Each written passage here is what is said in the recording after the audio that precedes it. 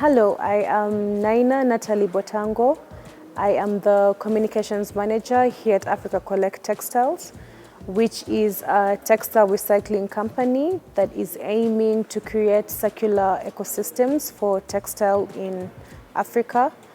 Africa has been a receiving continent for second-hand clothing, but we also import clothing from outside the world or different areas of the world for use.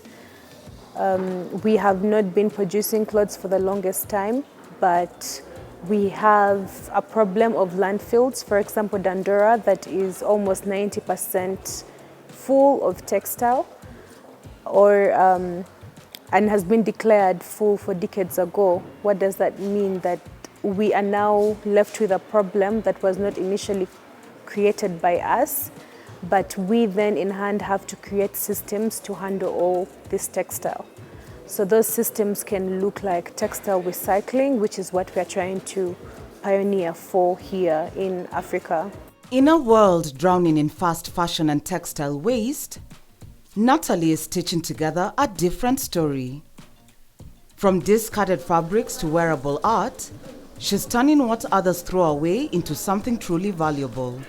We are currently based in Kenya and Nigeria, and these circular ecosystems that we're trying to create for us start with collecting, which involves consumers like me and you. It also involves businesses that use textiles in their operations, so that could be schools, that could be security companies, that could be hotels, hospitality, the hospitality industry, because we all wear textile in forms of uniforms. And once we collect this clothing, we bring them to our warehouse for sorting. So the reason why we said with collection is that it could be more accessible for people to dispose of their textiles more ethically. That means that instead of me and you throwing our old clothes as trash, we can now have bins around where we can take them and have them not end up in landfills. We sort them according to categories now because we realize that we can either push them into reuse, we can either upcycle them, or then now advocate for recycling that can look like shredding for felt. So what is wearable, we repackage again into smaller bales and then is taken into a reseller program that we have curated. This reseller program supports more than 50 women outside Nairobi who have been surviving on the mitumba trade. But as we now know, mitumba is also reducing in quality because of factors like fast fashion that have left not only the markets here in Africa, but also worldwide with less quality clothing than before. So our bells, since they are from people's closets and are being intentionally donated, we have a higher chance of finding better quality clothing. So that means that this lady or these women are investing in something that will give back their money more than the risky business that mitumba is. Then some of our part of what we use for reuse also supports charity, like Matthew 25. For example, for every kg that we collect, we dedicate 10 Kenyan shillings to the children's home. I wanted my stand in fashion to be one that creates employment and involves at least enough people for it to be impactful, rather than the economical part of it, of just selling an outfit and just getting a profit. But I wanted to create impact with fashion. For her, fashion isn't just about profit, it's about purpose. She's on a mission to weave impact into every stitch, using her craft not only to reduce waste, but to create jobs and uplift communities. In her world, style meets sustainability, and every piece tells a story of change. So Act is doing this because our stakeholders are a variety. So we work with vendors in Gikomba, we work with West Pickers in Dandora, or we're looking to create projects for that. But then we also involve tailors around the country. We also are able to train people who are not technically skilled into the production part of textile, but are willing to learn, and I think that is majority of the population in Africa. But then it also involves everyone literally in Kenya who can wear a cloth. So me and you, how we treat our clothing, and the intentionality part of it is that people now get to learn that, oh, okay, I should wear my clothes for longer before I should buy something. I should necessarily know if what I want to use it for. And yeah, the fact that we get to see textile as a resource rather than waste. There's about 2,000 trucks that go to Dandora, and these trucks have mostly county level waste. That means that we have textiles mixed with plastics, mixed with food waste, and all this is coming from our homes. So it's coming from our homes, our offices, and our institutes, maybe schools. But as I mentioned earlier, 90% of what is in Dandora is actually textile. So you can imagine how much clothing we are disposing. But this is not only where we see the textile waste problem. Mitumba also alone could be categorized as textile waste. In the country alone, we have 2 million people who depend on this trade. But every month in Kenya, or annually in Kenya, we receive about 180,000 tons of textile. So the question is all that textile sellable, or is all of it bought by people? And how much is remaining into the market that people cannot sell? So that is why we are trying to create systems that are accessible for everyone. For example, now our bins, we have 43 of them now in Nairobi. So we have some in Sarit Center, we have in Junction Mall, we have at Village Market, we have at Two Wine and Grapes, so that people can access these bins wherever, and we have less going into the landfills and more being put back into recycling. So once it's collected, it's now then brought here for sorting, and then we sort it according to what can be worn and what can't be worn. And that can be dependent on if the fabric is still good. Is it itchy for someone? Can someone still wear it or not? And then what is wearable goes back for charity, reuse, and yeah, mainly charity and reuse. So charity could be a children's home, supporting them with money, because for every kg that we collect, 10 Kenyan shillings goes to the children's home.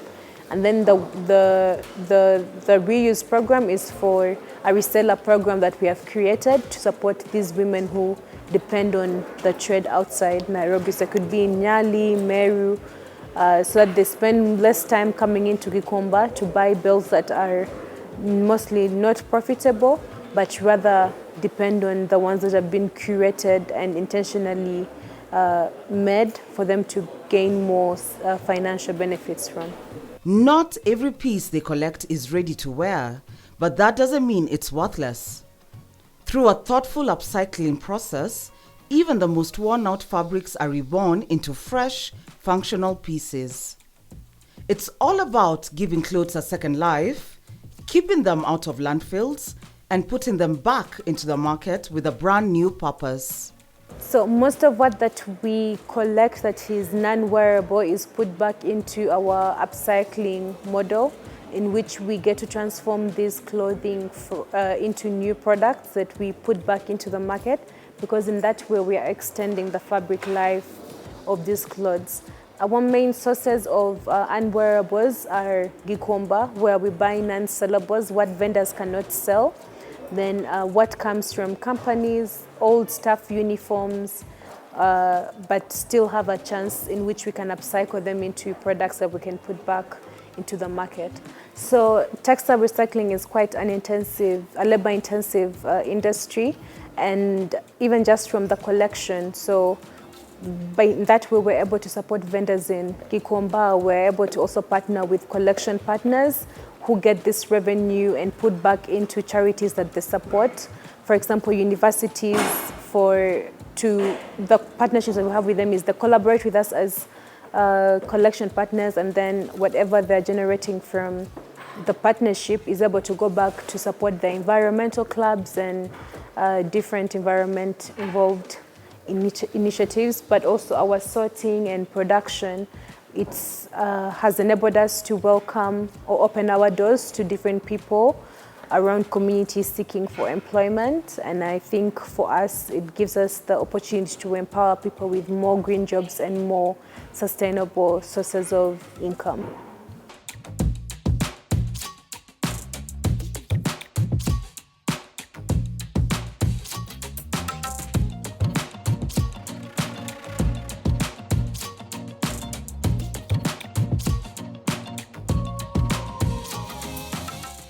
Research has shown that these plastic debris, for example, that one cloth that you've worn for a very long time and to you doesn't serve any purpose anymore and you've decided to throw away as trash, is actually ending up in a landfill and getting into our soil. And that in hand is getting into our food if you think about it in one way or another. So through the food that we eat, in our water, for example, Nairobi River right now is actually flooded with textile.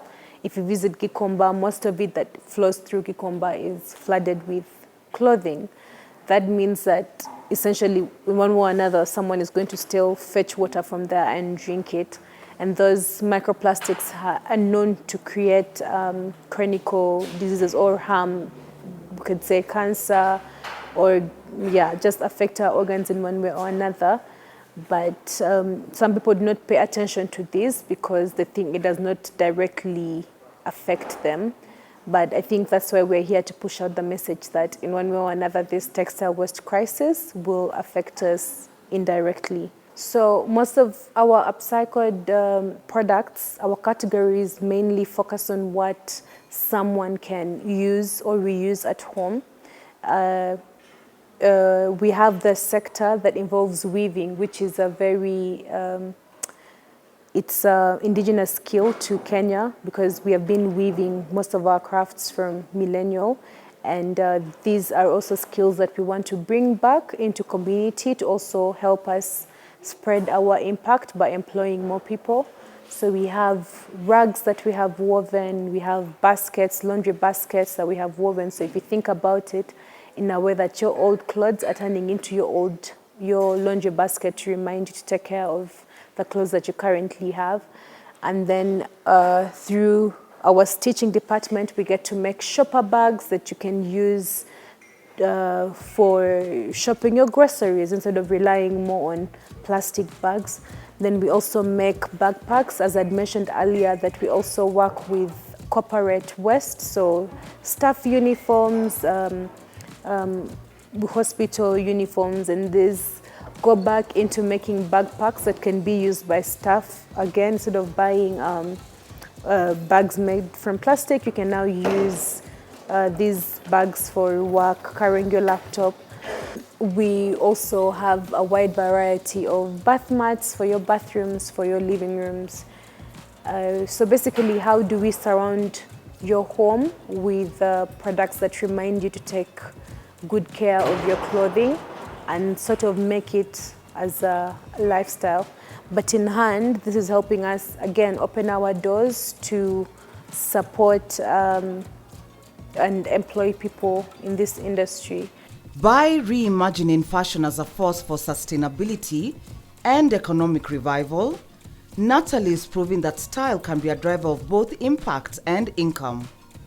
Our textile industry has been redundant for a while now, but I think it's time that we took it up and made it a more sustainable one in terms of generating revenue and bringing back money into the economy. One of the difficulties that we have is the lack of infrastructure, and but we are maintaining our stance to be resilient into the trade, regardless of the fact that there isn't enough infrastructure to deal with this problem in the economy. But we are hoping that maybe with help of the government and policies, with NEMA and other international countries who are actually supposed to be taking accountability for the waste that comes into Kenya from their brands or their home brands, then I think slowly by slowly we can find or pave a way.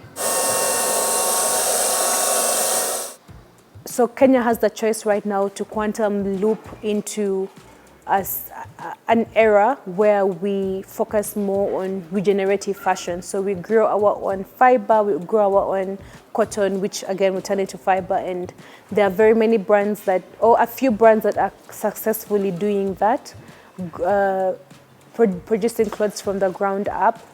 And the only issue would be is that is a very, very expensive model to go into.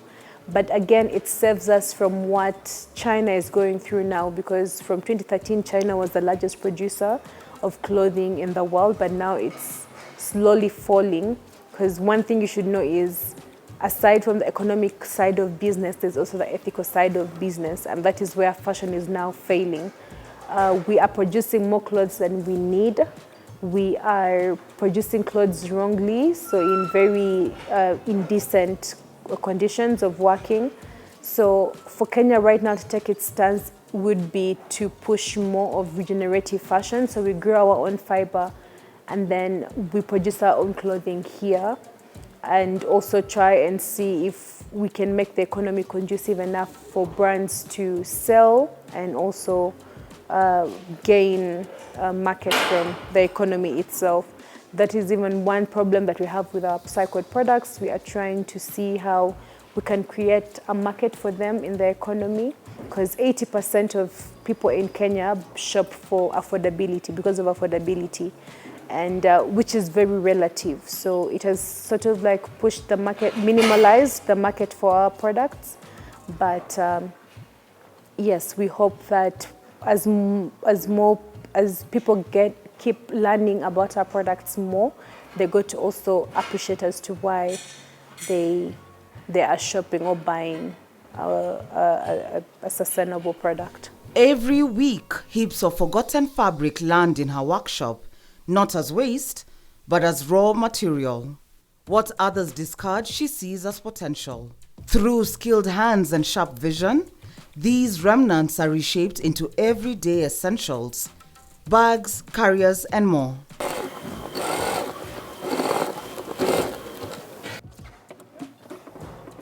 Okay, so as I mentioned earlier, some of the material that we collect, especially the non-sellables from vendors in Gikomba, we put into our upcycled production, our upcycled products, and this could be alternative shopper bags for your next grocery shopping, or bags that you can use to put your personal stuff, which could look like this.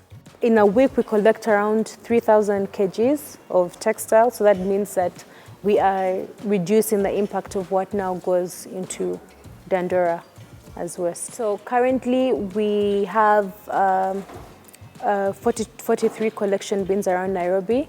All these you can easily locate on our website, which is africacollecttextiles.com. And even on the same website, you can book for a home collection if you have textiles that are 20 kgs and above that you can't necessarily put into our donation bins. You can call us and then we can come pick them for you from your place. So it's easy for you. You just open the lid of the bin and then just throw your textile there.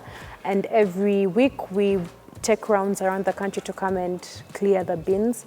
And also our home collections, every Tuesday we're always out there picking what people want to dispose, which is usually 20 kgs and above. Also on our social media, we're on Facebook, we're on X, we're on Instagram, we're on YouTube.